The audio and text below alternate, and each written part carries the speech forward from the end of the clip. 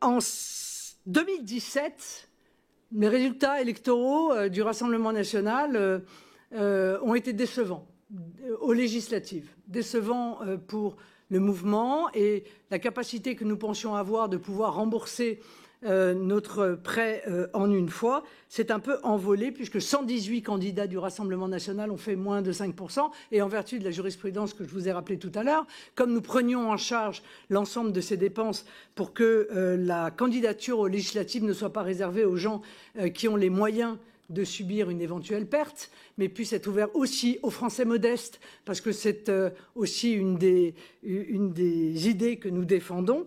Eh bien, nous nous sommes rapprochés donc de cette société en sollicitant la renégociation du prêt.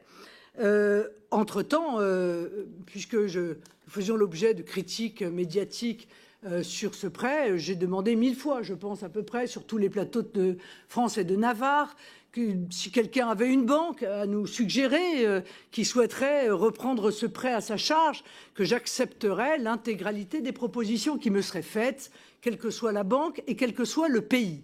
Ça n'a pas été le cas, vous l'imaginez bien. Donc, cette transaction, cette renégociation du prêt a lieu en juin 2020 avec un échéancier qui est aujourd'hui scrupuleusement respecté par le Rassemblement national, qui rembourse trimestriellement et en même temps une partie du capital et en même temps une partie des intérêts, ce prêt ayant vocation à s'éteindre en 2028.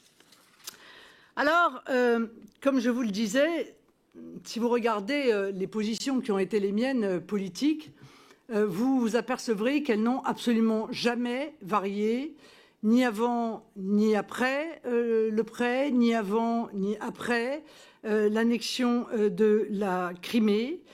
J'ai fait l'objet, je vous le disais, d'une campagne de diffamation qui a été cruelle. Cruelle parce que je pense qu'il n'y a rien de plus infamant pour une patriote, pour quelqu'un aussi attaché à l'indépendance de mon pays que je le suis, de se voir suspecté de manière plus ou moins grossière, il faut bien le dire, d'être influencé par quelque nation étrangère que ce soit. J'ai toujours fait extrêmement attention, d'ailleurs, y compris par des effets secondaires, à ne jamais avoir de relations qui puissent être problématiques avec quelque société étrangère que ce soit. Je vous le dis parce que le débat a existé en 2017 avec Nation Builder. À l'époque, toute la classe politique française se passionne pour Nation Builder. C'est vrai que c'est un moyen de pouvoir récupérer des données très utiles sur le plan électoral. L'intégralité des candidats LR à la primaire utilise Nation Builder. Et même M. Mélenchon, dont je pensais qu'il était plus intéressé par l'indépendance à l'égard des États-Unis que cela, il décide d'utiliser Nation Builder. Emmanuel Macron utilise Nation Builder.